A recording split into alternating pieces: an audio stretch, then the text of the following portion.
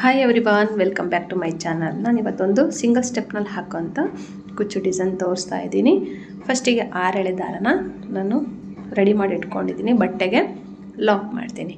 ನಾನು sample piece ತೋರಿಸ್ತಾ ಇರೋದು ಲಾಕ್ ಮಾಡಿಬಿಟ್ಟು ಅದ್ರ ಪಕ್ಕದಲ್ಲಿ ಮತ್ತೆ ಒಂದು ಲಾಕ್ ಮಾಡ್ತೀನಿ.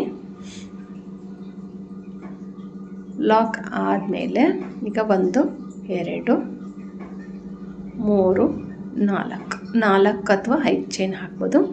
4 ಚೈನ್ ಹಾಕ್ಬಿಟ್ಟು ಎಲ್ಲಿಗೆ ಬರುತ್ತೋ ಅಲ್ಲಿಗೆ ಬಟ್ಟೆಗೆ ಲಾಕ್. ಅದ್ರ ಪಕ್ಕದಲ್ಲಿ ಸಿಂಗಲ್ ಕ್ರೋಶೆಟ್ ಹಾಕ್ತೀನಿ. 1 ಎರಡನೇ ಸಿಂಗಲ್ ಕ್ರೋಶೆಟ್ಟು,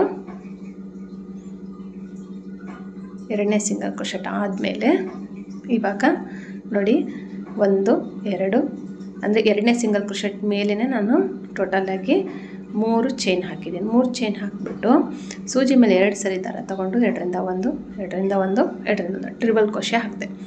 ಮತ್ತು ಸೂಜಿ ಮೇಲೆ 2 ಸರಿ ದಾರ ತೊಗೋಬೇಕು. ಅದೇ ಪಾಯಿಂಟಿಗೆ ನಾವೇನು ಎರಡನೇ ಸಿಂಗಲ್ ಕ್ರೋಶೆಟ್ ಹಾಕಿದ್ವಲ್ಲ ಆ ಪಾಯಿಂಟಿಗೆ ಕರೆಕ್ಟಾಗಿ ಟ್ರಿಬಲ್ ಕ್ರೋಶೆ ಹಾಕಬೇಕು. 3 ಚೈನ್ ಆದಮೇಲೆ 3 ಟ್ರಿಬಲ್ ಕ್ರೋಶೆ ಆಯ್ತು. ಇವಾಗ ನೋಡಿ 3 ಚೈನು 1 2 3. ಈಗ 4ನೇದು 2ರಿಂದ 1 2ರಿಂದ 1 2ರಿಂದ 4 ಆಯಿತು.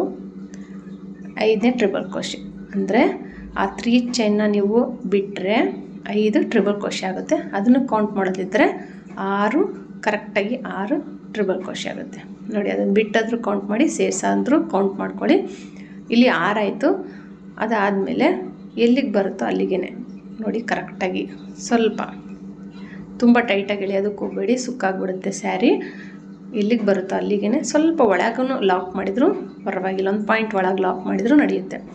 ಲಾಕ್ ಆಯ್ತಲ್ಲ, ಈ ಥರ ಇರುತ್ತೆ. ಇವಾಗ ಈ ಡಿಸೈನ್ ಬಂದು ಇವಾಗ ಬ್ಯಾಕ್ ಸೈಡ್ ತಿರುಗಿಸ್ಕೊಂಡು 1 2 3 4 5 6 7 ಚೈನ್ ಆಯಿತು. 7 ಚೈನ್ ನೋಡಿದೆ ಅಳತೆ ಮಾಡ್ಕೊಂಡು ನೋಡ್ಕೋಬೇಕು. ಇಲ್ಲಿ ಏನು ನಾವು ನೋಡಿ 3 ಚೈನ್ ಹಾಕಿದ್ವಲ್ಲ, ಇಲ್ಲಿದೆ 3 ಚೈನ್ ಏನು ಗ್ಯಾಪ್ ಇದೆ ಅಲ್ಲ, ಈ ಗ್ಯಾಪ್ ಒಳಗಡೆ ಈ 7 ಚೈನ್ ಹಾಕಿದ್ವಲ್ಲ ಅದನ್ನು ಲಾಕ್ ಮಾಡಬೇಕು. ಆ ಗ್ಯಾಪ್ ಒಳಗಡೆ ಹೋಗಿ ದಾರ ತಂದುಬಿಟ್ಟು ಈ 7 ಚೈನ್ನ ಲಾಕ್ ಮಾಡಬೇಕು. ಈ ಥರ ಕಾಣುತ್ತೆ. ಫ್ರಂಟ್ ಸೈಡಿಗೆ ತಿರುಗಿಸ್ಕೋಬೇಕು. ತಿರುಗಿಸ್ಕೊಂಡ್ಬಿಟ್ಟು ಇನ್ನೂ ಒಂದು ಎಕ್ಸ್ಟ್ರಾ ಹಾಕ್ತಾಯಿದ್ದೀನಿ ನಾನು. ಸ್ವಲ್ಪ ಟೈಟ್ ಆಯಿತು, ಹಂಗಾಗಿ 8 ಚೈನ್ಗಳನ್ನ ಹಾಕಿಬಿಟ್ಟು ಲಾಕ್ ಮಾಡಿದೆ. ನಾನು ಆಗಲೇ ತೋರಿಸಿದ್ನಲ್ಲ 3 ಚೈನ್ ಮತ್ತು ಕಂಬದ 2 ಮಧ್ಯದಲ್ಲಿ ಲಾಕ್ ಮಾಡಬೇಕು. ಇವಾಗ ಒಂದು ಚೈನ್ ಹಾಕಬೇಕು. ಸೂಜಿ ಮೇಲೆ 1 ಸರಿ ದಾರ ತೊಗೊಂಡು ಇಲ್ಲಿ ಏನು 8 ಚೈನ್ಗಳನ್ನ ಹಾಕಿದ್ವಲ್ಲ ಅಲ್ಲಿಗೆ ಒಂದು ಕಂಬ ಹಾಕಿದೆ. ಒಂದು ಲಾಕ್ ಆದಮೇಲೆ ಕಂಬ ಹಾಕ್ತಾಯಿದ್ದೀನಿ. 2 ಆಯಿತು. ತುಂಬ ಚಿಕ್ಕದಾಗಿ ಹಾಕಬೇಕು, ತುಂಬ ಲೆಂತಿಯಾಗಿ ಎಳೆಯೋದಕ್ಕೆ ಹೋಗಬೇಡಿ. ಸ್ಮೂತಾಗಿ ಚಿಕ್ಕದಾಗಿರಲಿ, ಪೆಟಲ್ ಫಾರ್ಮ್ ಆಗಬೇಕು ನಮಗೆ. 3 ಕಂಬ ಆದಮೇಲೆ ಒಂದು ಡೈರೆಕ್ಟಾಗಿ ಬಟ್ಟೆಗೆ ಲಾಕ್.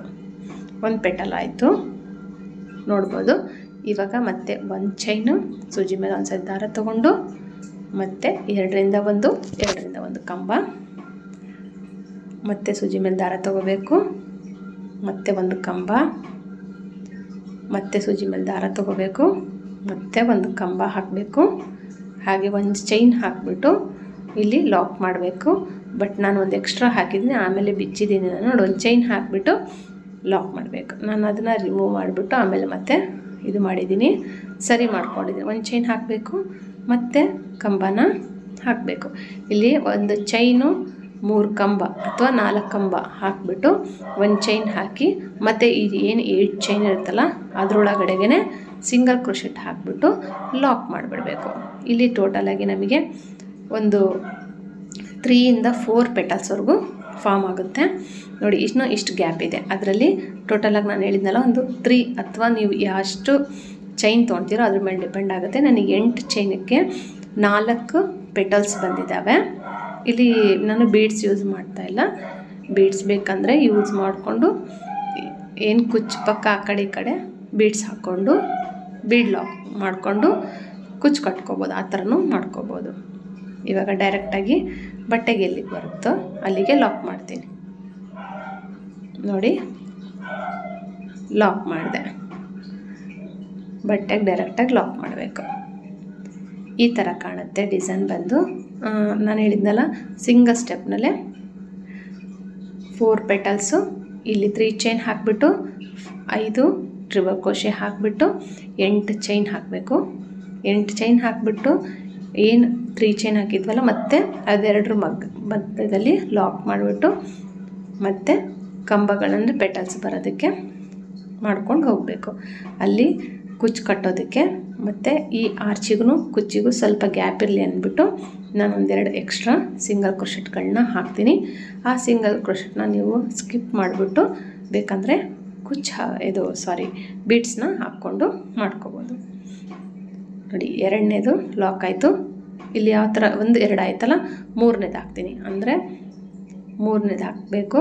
ಹಾಕಿಬಿಟ್ಟು 2 ಚೈನ್ ಹಾಕಬೇಕು. 3 ಚೈನ್ ಹಾಕಿ ಇಲ್ಲಿ ಏನು 2ನೇ ಸಿಂಗಲ್ ಕ್ರೋಶೆಟ್ ಇತ್ತಲ್ಲ, ಒಂದು ಮಿಸ್ ಆಗಿದೆ, ಅಲ್ಲಿ ಇನ್ನೂ ಒಂದು ಎಕ್ಸ್ಟ್ರಾ ಹಾಕ್ಕೊಂಡು ಅದಾದ ನಂತರ 3 ಚೈನ್ ಹಾಕಿ 3 ಚೈನ್ ಹಾಕ್ಬಿಟ್ಟು ಸೂಜಿ ಮೇಲೆ 2 ಸರಿ ದಾರ ತೊಗೊಂಡು ಮತ್ತು 2ರಿಂದ 1 2ರಿಂದ 1 2ರಿಂದ 1 ಈ ಏನು 3 ಚೈನು ಕೌಂಟ್ ಮಾಡಿಕೊಂಡು ಟೋಟಲಾಗಿ 6 ನೀವು ಟ್ರಿಬಲ್ ಕ್ರೋಶೆಗಳನ್ನ ಹಾಕಬೇಕಿಲ್ಲಿ.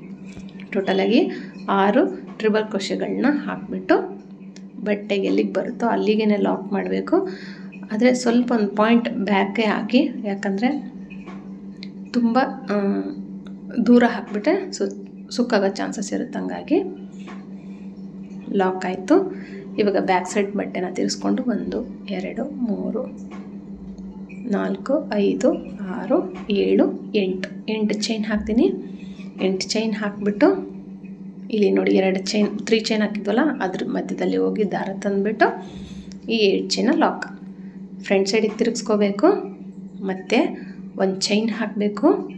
ಸೂಜಿ ಮೇಲೆ ಒಂದು ಸಾರಿ ದಾರ ತೊಗೊಂಡು ಪೆಟಲ್ಸ್ನ ಹಾಕಬೇಕು. 2ರಿಂದ 1 ಮತ್ತು 2ರಿಂದ 1 ಮತ್ತೆ ಸೂಜಿ ಮೇಲೆ ದಾರ ತೊಗೋಬೇಕು.